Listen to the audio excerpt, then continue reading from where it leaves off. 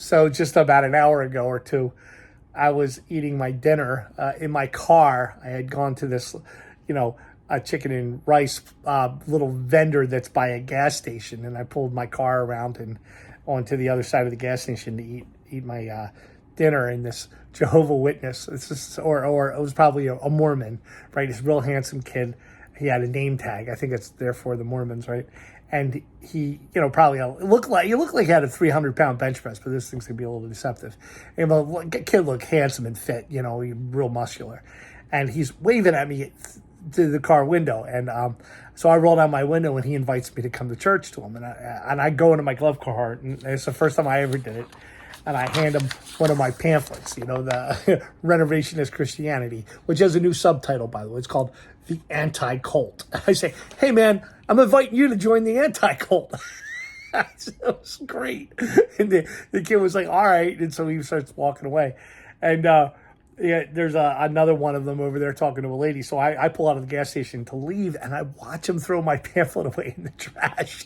So I pull back in, and I get out of my car and say, hey, man, you need to be open-minded. You come preaching to me, I'm giving you got to read my thing when I give back to you. That's perfect. He said something like, I'm good. I handed them, anyway, these big plastic frozen smiles on their faces because they're trying to deal. I'm sure they've already drunk, many lunatics through their time, and they definitely had me peg this one. But anyway, I get back in the car, and I said something I probably shouldn't have said to the kid. The kid said something like, God bless, and I said, make sure you read my pamphlet. And he said something, and it sounds really bad right now what I said to him, but in the moment it sounded a lot better. And now you're a fucking robot. Make sure you read my pamphlet. Join the anti-cult. Anyway, he goes walking away. Oh, that was priceless. First time I ever really used one of them. Oh, I wouldn't want to be any kind of person coming around to preach one of these nonsense. I mean, one of these nonsense cults to me. I'll definitely. I'm definitely ready for them. Watched a YouTube video that was pretty good, where I disagreed with the guy completely, but it was very challenging, and I want to tie this in with something about the assassination of Donald Trump, the attempted assassination of Donald Trump, because a lot of there are people who are obviously trying to say God was with him that day, and God has prevented the bullet from hitting him and killing him, and I just don't think that's true. And I'm saying that from a genuine basis, because this is, if you've been listening to my videos, which very few people have the stomach to listen to them, but if you've been listening to my videos, you know how I feel theologically about how the world actually works. God has never communicated to anybody in the world ever. People just think that he has. And chance things happen all the time. And so it's like that's the better interpretation of reality, is to think that God isn't behind any event. God didn't even know we were going to come into existence. So it was interesting to contrast that. There was this guy I was watching a YouTube video, and he was saying, God is perfect in knowledge. It's impossible for him to gain any more knowledge. He already knows everything. The guy was saying that if you're saved, God already knows if you're saved. From the beginning, when he started the universe, he already knew, if you were going to be saved and all that. And I just, he mentioned this guy, Greg Boyd, and I looked him up, and Greg Boyd is apparently a theologian that's been around for a long time, who believes that God doesn't know the future, but only knows possible futures. I feel the same way, though I'm a little bit more subtle about it. I don't even think God knows all the possibilities, because it can be that complex because of computational reducibility and, in the stuff that comes out from the Physics Project by Stephen Wolfram. But anyway, he called the belief in believing that God doesn't know what's going to happen, but knows the possible futures. He said the guy said it was weak, unbiblical, and dangerous. Okay, weak, unbiblical, and dangerous. Well, I mean, I might be totally willing to concede that it's unbiblical. I mean, probably, right? There's Psalms that are like, my ways are not your ways. There's all kinds of things that could indicate that it's unbiblical. I get that. but I don't think the Bible is the Word of God at all, because it was written way before we had all the modern evidence that we can see with our telescopes and our microscopes and modern science, and also the progression of human logic. It's not like we haven't gotten better with thinking in the concept space, as it were. Our philosophy has gotten better. So, for me, I'm saying that I don't know if God exists, but I'm going to hold in my mind that there is an all-loving God. And then I'm going to put the following attribute on the all-loving God, that he can do everything that he wants. And therefore he can make a universe where he doesn't know the outcomes of that universe. And, the idea that he's trying out all possible initial conditions and pushing forward. This is evidence-based. Look at the Big Bang Theory. Look at cellular automata. Look at, the new computational processes we're able to look at. Look at statistics and the laws of probability. And the universe has flowered for 13.8 billion years. And then in this pocket of stability that is the planet Earth, we human beings have arose through the process of evolution from the first foundation of life, bacterial life on the planet Earth 34 billion years ago. All evidence-based. You dig down, you look at the fossil record, you see this stuff. So I'm going to hold in my mind the idea that God did not know we were even going to come into existence. And he might be looking at other alien worlds out there, and the universe might be infinitely large. That's totally possible, because we can only see as far as we're able to see, which is, 13.8 billion light years away, 13.8, billion years ago. You know what I'm saying? But it could be wider and larger than that. Who knows, right? Because we just can't see. What am I trying to say? So the bullet misses Donald Trump, right? And since God does not ever directly influence the world beyond, letting it flower from its initial conditions and the laws of physics that we observe, that arise out of him pushing the universe forward with time. And what happens is what's going to happen. He never manipulates it. There's no angels. There's no Satan. There's no spirits. There's none of that stuff. I hold that as a possibility because I can't know. You know what I'm saying? It's like, well, how do you know there aren't aliens watching us right now? I don't know. I can't know. But I can make a decision to say, I'm going to say, this is what I'm going to hold as axiomatic in my mind. This is what I'm going to hold as true in my mind, and then I'm going to make my decisions accordingly. So there's, I do not see the miraculous miss of the bullet on Donald Trump, and I'm glad the bullet missed the guy. You know what I mean? I don't like him. They'll never make me like him. The only way I'll ever like Donald Trump is he has to apologize for the things that he's done and said. All the way back at the beginning, the Obama birth certificate. Right there, you lost me already. I already don't like you because it's dog-whistled racism.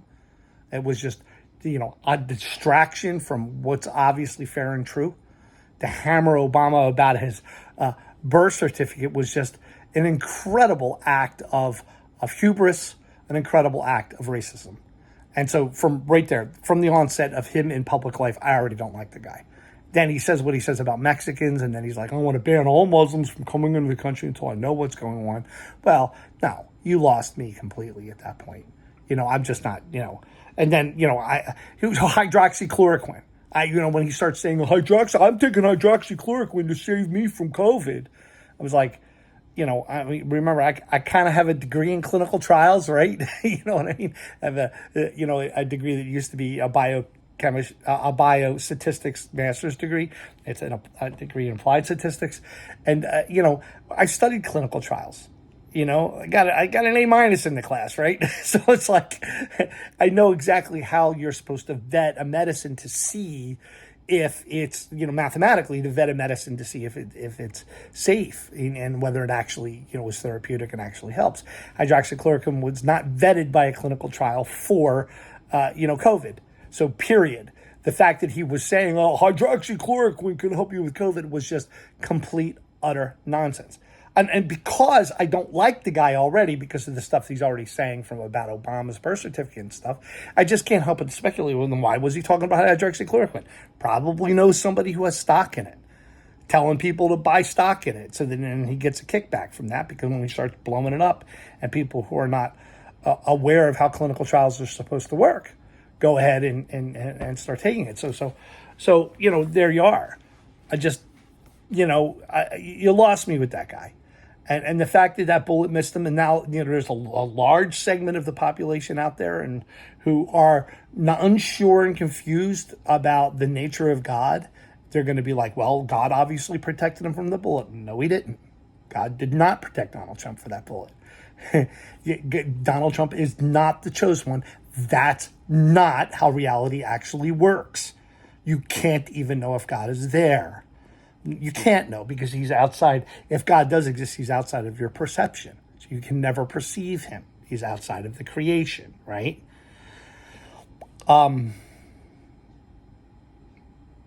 Yeah, that's that's what I hold on, because to say anything else, so when maybe God has communicated to people, oh well, then he's communicated to Muhammad, and he's communicated to Jesus, and they have all these different branches of Christianity and all these different branches of Islam, communicated to Moses, with the Ten Commandments. But I can poke holes in the Ten Commandments all day long. They're great to learn about. You should follow the Ten Commandments, but there's obvious problems with. There's contours of the Ten Commandments that are wrong. And every now and then, some Jewish guy will come along on YouTube and say, you're not reading that commandment right. It's not thou shalt not commit adultery. It's thou shalt not dishonor marriage. And it's like, so therefore, yeah, you know what I mean? And they go, here we go around the merry-go-round.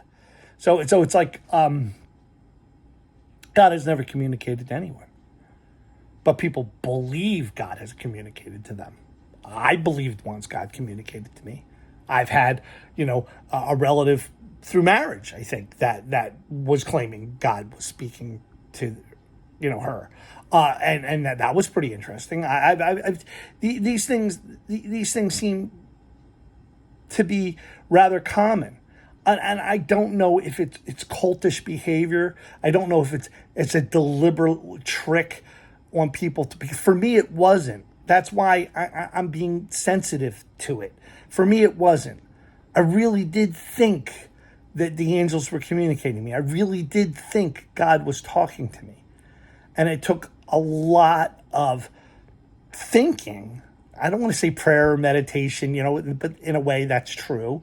But it took a lot of thinking and a lot of study and a lot of thinking and philosophy and study of mathematics and psychology and brain science for me to come to realize God wasn't talking to me at all.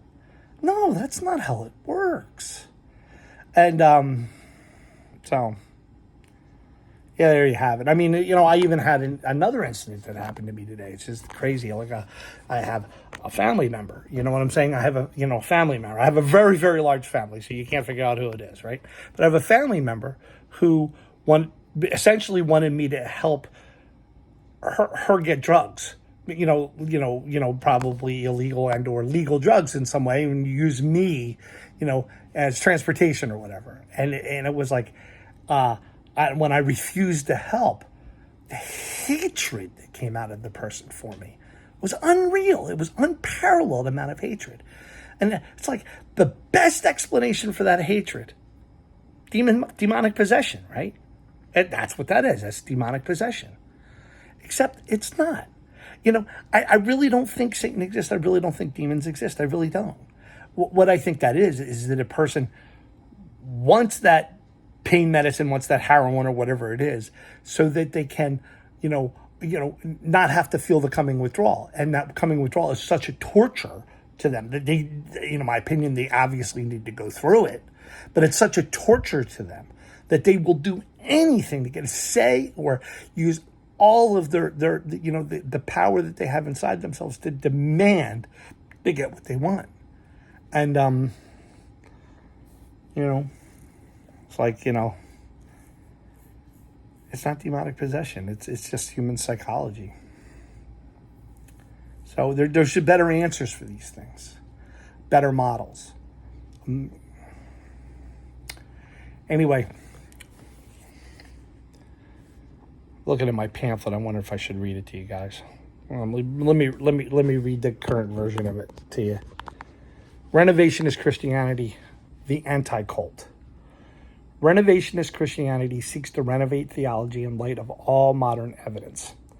The best of our evidence suggests that the universe came into existence 13.8 billion years ago, and through an evolutionary process, human beings came into existence about 100,000 years ago. We live in an emergent universe, not in a fallen world, as suggested by the Bible.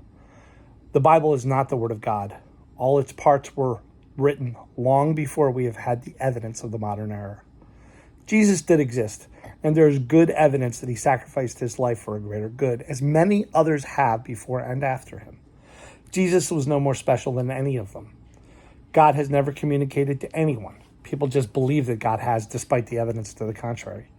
No miracle has ever happened that does not have an explanation in science or the laws of probability. We should separate our loyalties from our search for truth.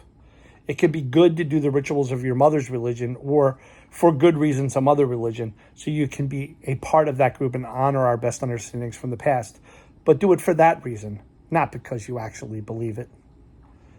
It is logically consistent and evidence-based to believe that God created the universe using simple initial conditions and simple underlying rules that emerge as the laws of physics. The complexity that is created is so vast that even God does not know what is going to happen. God does not know the future any more than we do. God is time. God cannot be outside of time. Finally, a message to our religious leaders. Many of you believe much of the above, as so many of you hint at without directly saying so. Start telling your congregation what you actually believe. In time, people who think like this will take over the churches, will become a pope, and we will take the power away from those who enjoy tricking and forcing people to believe things that are false and changing the minds of do it out of misguided loyalty. To join this anti-cult, start thinking about these ideas and then talk about them. Be constantly willing to revise your foundational principles as you become aware of new evidence. Believing in an all-loving God is the same as trying to take into account everyone else who has lived, who is living, and who might live someday, and all of your decision-making as much as you possibly can. Written by Paul Groh, July 5th, 2024 in Philadelphia, Pennsylvania. My cell phone number is 610-457-1118. Please text. Check out my terrible YouTube channel. Just Google Paul Groh YouTube, where I spent over a year putting these ideas together and explaining why I'm doing it. The symbol I use is a hammer, because a hammer can be used to build or to tear down and to renovate. To build can be used to build, to tear down, and to renovate. Fourth version of the pamphlet, July 18th, 2024. So, Renovationist Christianity, the anti-cult. I just like the idea of calling it that. It was a waiter at a restaurant that I really like that said something to me, and I responded, you see, you're creating your own cult. And I responded to the waiter, an anti-cult. And the idea just to call it an anti-cult just came upon me. And so I don't think anyone else has ever made an anti-cult, but that's kind of what I've been pushing for all along I don't want to strip people of a sense of community for being part of a group. You know what I'm saying? Certainly, you know, that Catholic church over there has, coffee and donuts after mass, and you like the beauty of the incense and the ritual, and you like the way the priest talks and the whole process of going to church. Well, then obviously you should go to church. Personally, I'm on a different spiritual journey. I'm in a different place. I can't, not right now. I don't know what the future has to bring, but I can't even, where I'm teaching other people what I'm not doing. And I think that's totally fine in this case. And in many cases, that can be fine for you to be doing something, but preaching to people to do something different. I think that can be okay, so long as you're being transparent about it, I suppose. But, it says here, it can be good for you to do the rituals of your mother's religion, or for good reason, some other religion, so that you can be part of that group and honor the best understandings from the past. And I do truly believe that, but it's not for me because I'm doing something different. I can't say out loud things that I don't believe are true right now. I just can't do that. I can't even do it ritualistically. Now, there might come a time, I'm going to a funeral soon. I might have to say things ritualistically. We do this in the name of our Lord Jesus Christ or something like that. And yeah, ritualistically, I might wind up having to do that, right? But anyway. and still working on it. I love you guys.